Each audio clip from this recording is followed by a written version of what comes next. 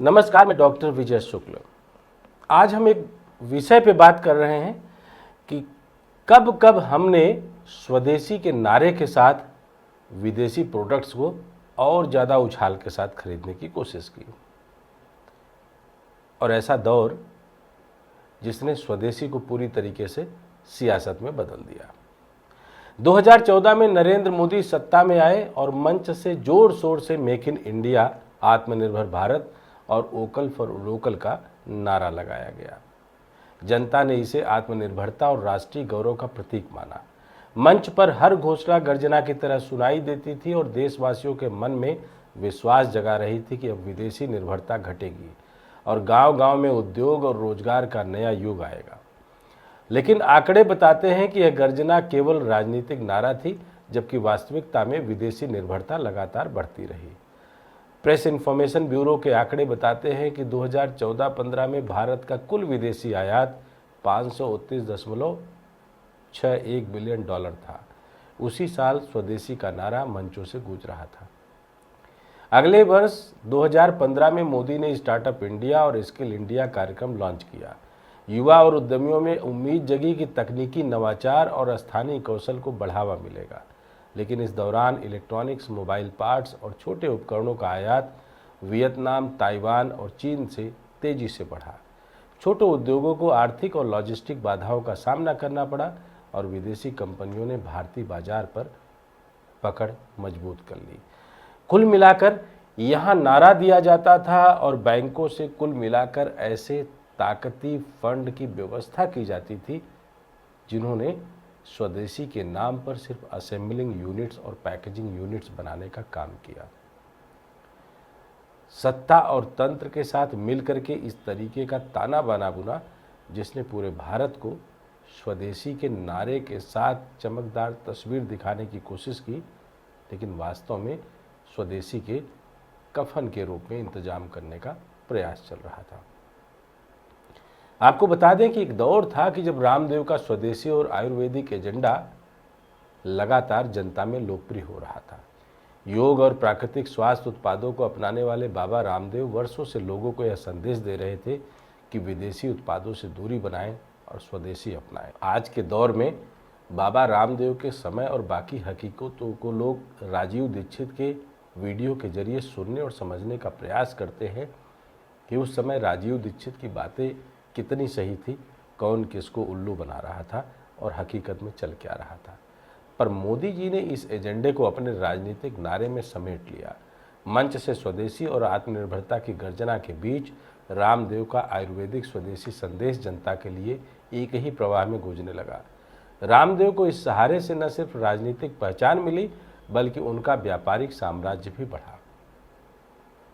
Patanjali brand को प्रचार, सरकारी समर्थन और वैक्सीनेशन हेल्थ प्रोग्राम जैसे अवसर मिले। 2016 में डिजिटल इंडिया अभियान शुरू हुआ। मोदी सरकार ने इसे ग्रामीण और शहरी क्षेत्रों में तकनीक और ई-कॉमर्स के माध्यम से उत्पादन बढ़ाने का हथियार बताया।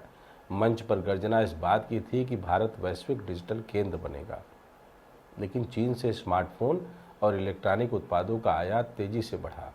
भारतीय युवा विदेशी ब्रांड्स के उत्पादों का मुख्य उपभोक्ता बन गया। घरेलू छोटे उद्योग और स्टार्टअप आर्थिक दबाव में कमजोर पड़े। 2017 में जीएसटी लागू हुई। इसे वन नेशन वन टैक्स का क्रांतिकारी कदम कहा गया था। मंच पर गर्जना इतनी तेज थी कि ऐसा प्रतीत हुआ कि अब छोटे उद्योगों की सभी समस्याएं खत्म हो जाएंगी। लेकिन असलियत यह रही कि टैक्स प्रणाली की जटिलता ने कुटीर उद्योगों और कारीगरों को दबा दिया। वहीं विदेशी ब्रांड्स ने ऑनलाइन और रिटेल चैनलों के जरिए बाजार में अपनी पकड़ और मजबूत कर ली। दीपावली और अन्य त्यौहार इसका स्पष्ट उदाहरण है। जहां पहले स्थानीय दिए और मिट्टी की मूर्तियां बिकती थी, अब चीनी झालरें और विदेशी सजावटी सामान छाए रहते हैं। 2018 और 2019 में मोदी सरकार ने मेक इन इंडिया 2 और आत्मनिर्भर भारत अभियान लॉन्च किया। मंचों पर फिर गर्जना बढ़ी और मीडिया इसे राष्ट्रीय गौरव के रूप में पेश करने लगी। लेकिन असलियत में चीन, वियतनाम और ताइवान से इलेक्ट्रॉनिक उपकरण, खिलौने और टेक्नोलॉजी उत्पादों का आयात लगातार बढ़ता रहा। भारत में केवल असेंबली और पैकेजिंग हो रही थी, जबकि मुख्य उत्पादन विदेशों में ही होता रहा। 2020 में कोविड-19 महामारी आई। मोदी ने लोकल के लिए वोकल का नया नारा दिया। मंच पर यह गर्जना देश भर में ट्रेंड बन गई। लेकिन उसी समय चीन से पीपीई किट, वेंटिलेटर और मेडिकल उपकरणों का भारी आयात हुआ। भारतीय उद्योग ठप पड़े, लेकिन विदेशी कंपनियों ने अवसर का लाभ उठाया और भारतीय ई-कॉमर्स बाजार पर कब्जा कर लिया।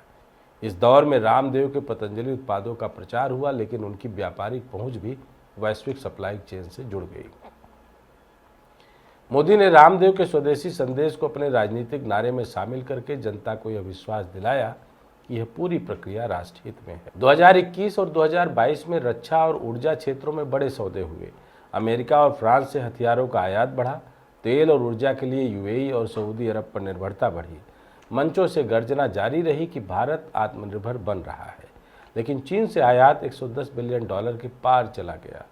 वियतनाम से स्मार्टफोन, इंडोनेशिया और मलेशिया से पाम ऑयल और अन्य खाद्य सामग्री लगातार बढ़ती रही। 2023-24 में डिजिटल उत्पाद, स्मार्ट गैजेट्स और खिलौनों का आयात और ऊंचाई पर पहुंच गया। विदेशी कंपनियों ने भारतीय बाजार में निवेश बढ़ाया, जबकि छोटे उद्योग और घरेलू ब्रांड संघर्षरत रहे। मोबाइल असेंबली और रक्षा उत्पादन के कुछ हिस्से प्रतीकात्मक रूप में बने, पर वास्तविक उत्पादन अधिकांश विदेशों में हुआ। यदि इस पूरे दशक का ग्राफ तैयार किया जाए तो ऊपर की रेखा मोदी के नारों और मंच की गर्जना दिखाती है, जो लगातार बढ़ती रही। दूसरी रेखा विदेशी आयात की है, जो उससे भी तेज रफ्तार से ऊपर चढ़ती रही। दोनों रेखाएं अंततः एक दूसरे को काटती हैं। यह दिखाता है कि मंच से बोले गए नारे केवल दिखावा थे, जबकि वास्तविकता यह है कि विदेशी माल भारत में लगातार प्रवेश करता रहा। रामदेव के मामले में मोदी ने स्वदेशी के नारों के जरिए उन्हें व्यावसायिक और राजनीतिक लाभ दोनों दिया।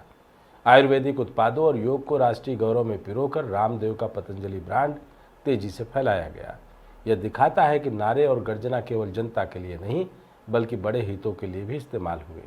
रामदेव बाबा स्वदेशी व्यापारी बन जाए। मंच और सरकार की गर्जना ने उन्हें व्यापारिक महाशक्ति बना दिया। आज भारत के त्योहारों की रोशनी, रक्षा उपकरणों की गर्जना, स्मार्टफोन, इलेक्ट्रॉनिक उपकरण और खाद्य उत्पाद सब विदेशी हैं। मंच से स्वदेशी का नारा लगातार गूंज रहा है, लेकिन जमीन पर विदेशी साम्राज्य ने हर क्षेत्र में कब्जा जमा लिया। स्वदेशी की गर्जना असली आत्मनिर्भरता का संकेत नहीं देती। अगर यह खेल नहीं रुका तो आने वाले वर्षों ने भारत को आत्मनिर्भर राष्ट्र नहीं, बल्कि आयात निर्भर भारत के रूप में जाना जाएगा।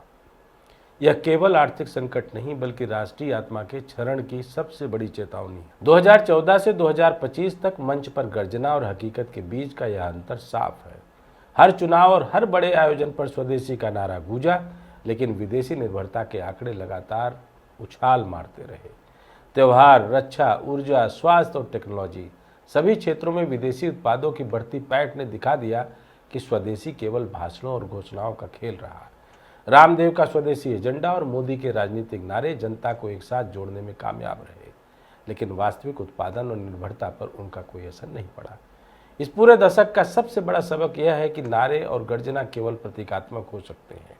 असली परिवर्तन तब होगा जब नारे के साथ वास्तविक उत्पादन, नीति और निवेश भी स्वदेशी दिशा में मजबूत हो, वरना भारत की आत्मनिर्भरता केवल मंच की गर्जना और जनता की उम्मीदों तक सीमित रह जाएगी और हम आप कहने को मजबूर होंगे कि स्वदेशी बोलकर विदेशी ठोक कर मोदी अपनी राह पर लगातार आगे बढ़ते रहे हैं और बढ़ते रहेंगे। हम भी स्वदेशी की आड़ में जीएसटी उत्सव के साथ स्वदेशी के नारे, बैनर, पोस्टर छापकर, बड़े बड़े विज्ञापन निकालकर, 1-2 दिन का इवेंट मनाकर अपने आप को मस्त मौला दिखा अखबारों की सुर्खियों में छाप लेंगे, लेकिन ज़मीन पर स्वदेशी दम तोड़ता हुआ बिल्कुल भदोही के कालीन की तरीके से पानीपत के उस इंडस्ट्री वाले कालीन की दुनिया में खो जाएगा और भदोही के नाम पर बाहर दुनिया में ले जाकर लोग वही पानीपत और सोनीपत की कालीनें बेचा करेंगे, क्योंकि स्वदेशी में अब कोरियन धागा और रिलायंस के अपने अलग अलग औजार और उनके अपने तंत्र का निवेश होगा, लेकिन स्वदेशी सिर्फ भाषा में होगा। जय हिंद, जय भारत।